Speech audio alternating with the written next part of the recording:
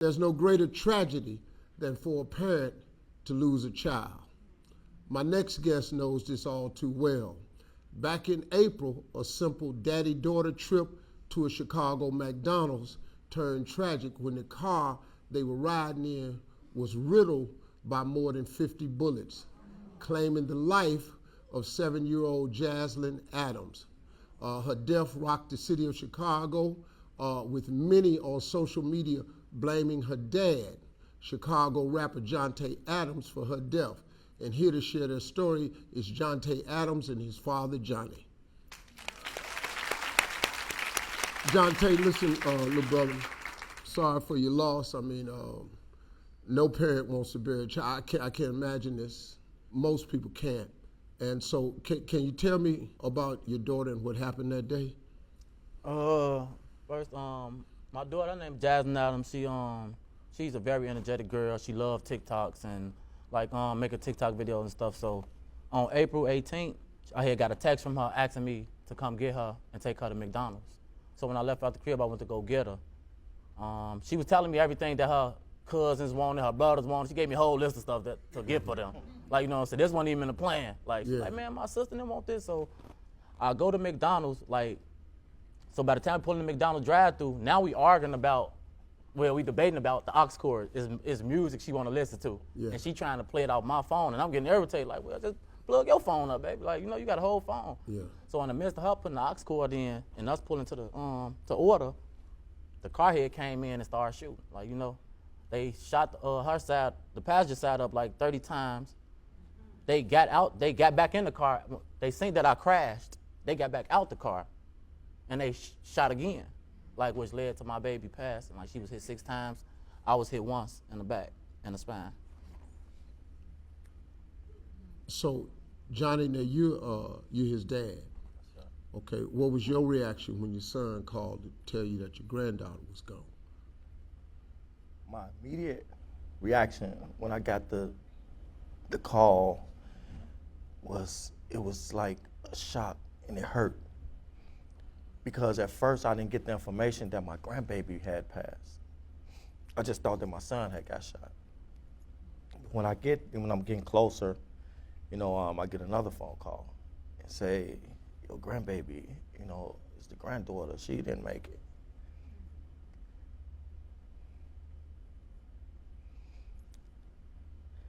It hurted me because my son, this is my son.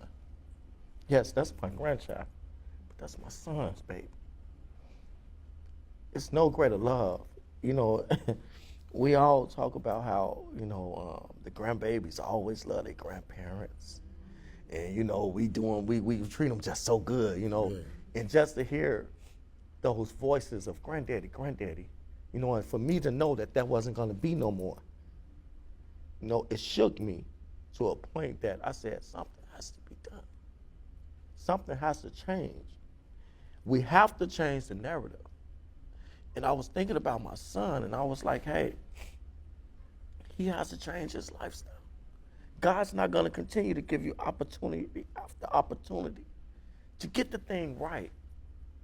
Sometimes God has to strip us from everything that we love. Listen what I'm saying. He has to strip us from everything that we love to get our focus solely on him. And I was just praying. I'm like, my wife is like, babe, we're gonna make it through this. My wife is like, this. And when I pull up, just to see my other kids, his sisters and brothers, he's in the hospital still. He don't know yet that my grandbaby has passed. I don't think they had gave him the information yet. And my other grandkids, when they came and they ran and they hugged me, I'm just like, how can we change the neighborhoods? How can we change the narrative of the thoughts of the young black males? How can we talk to them and get them to understand that every action that they take, every move that they make doesn't just affect them. That's right. It affects everybody, Steve, that we are connected to. Yeah. And if we get selfish, God will make us realize that. We can't get selfish with life. We can't get selfish because God give it, God take it away. Did we ever find out who's responsible? Oh, yes. All 3 of us, everybody involved in the case is locked up. Everybody. My baby actually got justice. Like, it's being served like the right way, legally. Like, the police actually did That's their the job. key, the right way. The right way. Because see, I understand street justice and the way it works, but like your dad was saying, we have to change and we have to teach our young men that there's another way. So let me ask you this now, Jontae, you got a lot of backlash on social media, I understand. The social media was blaming you for your daughter's death. Why was that, you think? You know, it's just the way I live. The people I associated myself with. I'm a rapper. Some of the things I said, like, I triggered people. Like, you know what I'm saying? I could agree to that. I could take accountability for that. You know what I'm saying? Like, it's the things that I said that people took an offense. It's like, you know what I'm saying? Tell me a little about, you know, I mean, you say it's like the life I live, the lifestyle. Tell me a little bit about that. I was in the streets. I was in the streets, honestly. I was associated with gang members and stuff like that. Like, so I was being selfish, like, honestly. Like, you know what I'm saying? Like he's saying, I didn't realize that I couldn't be up until I lost my baby. And that's my world. Like, that little girl's my world. Like, but when I lost her, I didn't realize that I couldn't do both. Like, you know what I'm saying? I thought my way was working because it was working for so long until God came in the picture and, oh, you see what I'm saying? Let me see how you gonna move if I take, because this is all I'm out here for. That little girl was the only thing that kept me going. And then he took it, like, and I learned, like, you know what? It wasn't gonna work anyway. You was still being a street dude, no matter. Okay, I take my baby to McDonald's. I take her to Disneyland, but then I drop off in the house. But when I drop off in the house and I come back outside, I'm a whole gang member. I couldn't live like that. It wasn't no way that it could work. You could either be a daddy or you could be a street dude. And like, I was playing a fence and God came in. Let me ask something, man. What do you think it is? Like you said, you didn't know at the time that you could do both. Be a daddy and then get out here and be banging. So now, if you had to explain yourself and the way you thinking now to another banger, because a lot of these cats got kids, what do you say to that dude? Put your child first. Anything else is like you being selfish. Like, if you're not out here living for your child, like he just said, like, everything we do don't just affect us, affect everybody around us. Like, so if you not thinking for your kid, like, I mean, put your child first. That's all I can tell you, like, honestly. Like, honest to God, like, if you got a child, like, put them first and, like, do your best to not put them in these type of situations that I put my child in or my family. Like, because right now I'm going, like, I don't even want my mama going to stores because it don't hit social media so big, like, you know what I'm saying? And that's all me. That's my fault. Everything that's going on is my fault. I take full accountability for everything. Wow. You know what I'm saying? For him, his grieving, my baby. I take full accountability. And to anybody who living how I was living or think they want to live how I was living, it's not the way, honest to God, because especially if you have a child, because I haven't felt no love that I felt that little girl gave me since she's been gone. What do you say to this though? I talk to these cats, right? So I got these kids, I got this girl, I got to do what I got to do. See that I got to do what I got to do, that's a dangerous statement. And that's a statement that permeates through the hood. If we're going to change the narrative, we got to have more cats like you out here on the front line that's going to say the things you said. So what do we say to the cat that's out there talking about, I got to do what I got to do? Me doing what I got to do, that's a selfish statement. To me. So tell me this, Jontae. Tell me about your relationship with your father. How were y'all growing up? How are y'all today? I walked his shoes. Like, and that's what we up here for, generational curses. Like, my father walked the same block I walked. So, Johnny. Yes. When you hear your son say he walked them same streets you walk, how does that make you feel? It makes me feel like I lost the battle, you know, within this son, because I walked those streets. I was into the gangs. I was into the drug dealers. I was incarcerated for 5.5 years. That's 5.5 years that I lost of his life when he was little, because I didn't teach them that way. They was brought up in the church. I didn't want them to know that way. You know, but yet and still, it goes back to how we as parents don't realize the things, we think they don't see us. But they pay attention to every single thing we do. And when he told me in his hospital bed, when he got shot, he said, Daddy, I watch you. I heard about it. This hurt me. This hurt me because he said, I watch you. I wanted the respect that you had in these streets, not knowing the price. Straight up. I paid the price of being incarcerated. I didn't lose my kids. I didn't lose them because I never bring that to them. He didn't know the consequence of being in that street. The streets don't love you. They facts. The streets don't love you like your family love you. I lost track of that, and it cost me a grandbaby down the line. That's why we must take this generational curse. We have to break it. Okay, Johnny, what we gonna do, man?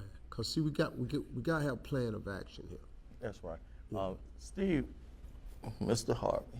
You call me Steve. Me and you, we don't worry about that. Man, he can call me Mr. Harvey. Okay. Don't worry about Well, I'm a young cat. Yeah, see, he called me Steve. I'm gonna slide up on him. Steve, what we have to do, I'm talking about literally, we have to take back control of our houses. You know, we can't continue to leave these women out here to raise our kids Okay. and our sons. You know what I'm saying? That's just a fact.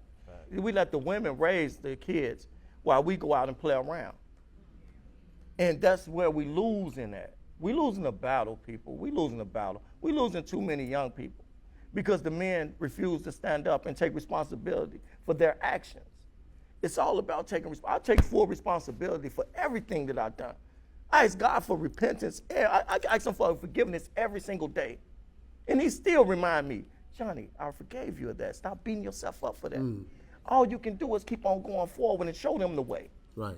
So I took his younger brothers, and they in the suburbs. But him, and you know what I'm saying, they still in the city part. So what I really want to do is try to get them out of that. You know, that's a stronghold, but you have to be willing. You have to be ready. It has to be in you. I can talk all day and night. Steve can talk all day and night. But if it's not in your heart to want to change, then you'll be forcing the God to make you change. Oh, yeah. Then the Bible teaches you don't want to fall in the hands of an angry God. Because you never know what may happen. Now you're shook, and we're at this shook moment. Yeah. So I teach my kids now, look, they hurt. They don't understand it. Because my younger kids wasn't raised in the city. They wasn't raised in the city. So they don't understand how we can lose a 7-year-old to gun violence because they never been around it. Hey, man, can I tell you something? See, let me help you with a piece. Okay. You good. You just got to go forward. You've been forgiven. You're doing the right thing. You can't keep beating yourself up about what you was. Man, Bishop Jakes had to sit me down and talk to me one day, man. He said, man, quit talking about all the mistakes you made. He said, man, I look on TV, Steve, you crying because you be reliving that moment over and over and over. Right. He said, man, God done forgave you. Quit worrying about these people. Yes. It's some people that'll never forgive you. Yes, sir. I don't care what you do. Yes, sir. Yes, sir. Yes, sir. For those that love you, no explanation necessary. Yes. For those that hate you, no explanation acceptable. I don't care what you tell a hater. Thank you, Lord. They just gonna hate, man. You, brother, took your kids and moved them away from the situation. What more can you do? Now, this exact replica of you is sitting here. Yes. First thing we got to do, we got to get out. That's right. Look, there are people who are in the hood that are foot soldiers that's doing great work, and we need them people there. I'm not saying that. But if we talking about you staying in the hood, that's one thing. We talking about your kids, we talking about something else now. That's right. You got to give them a different shot. And it's a lot of good in the hood, man. Yeah. Everything I love is in the hood. Yeah. But I, like most parents, wanted to give my children a better life than the one I had, as is the goal of most parents. There's nothing wrong with that. He said something telling. Women can't do no more. That's right. They've done all they can do. Yes, sir. Yes. They've been the head of families. They've been the mother and the father. You can't ask women to do no more. This our turn. Yes. Our boys is lost because of us. Yes. That's why mentoring is critical. Yes. Because a boy without a male role model is like an explorer without a map. You just don't know the way. Straight up. Don't know. And they're going to follow one of us. That's right. I'm telling you right now. right. They're going to follow the minister or they're going to follow the gangster. That's right. But we're going to be one of them men. Ain't no middle. I ain't no in the middle. No middle. Get involved in 100 Black Men. Get involved in Big Brothers Sisters organization. Get involved in mentoring. And you don't have to have money to mentor. That's right. Because mentoring ain't got nothing to do with a dollar. Nope. It's got something to do with a conversation. Yeah. That's what mentoring is. Look, we've been talking about a lot, but first of all, I appreciate this father and son for sharing. Because it takes a lot of courage to come on here, man. But then it takes a lot of love to come on here, too. Yeah. He love you, man. Oh yeah, I know this my guy. But guess what, though? You got some people you got to pass that love on to. Right. That's right. Thank y'all for sharing this important story, man.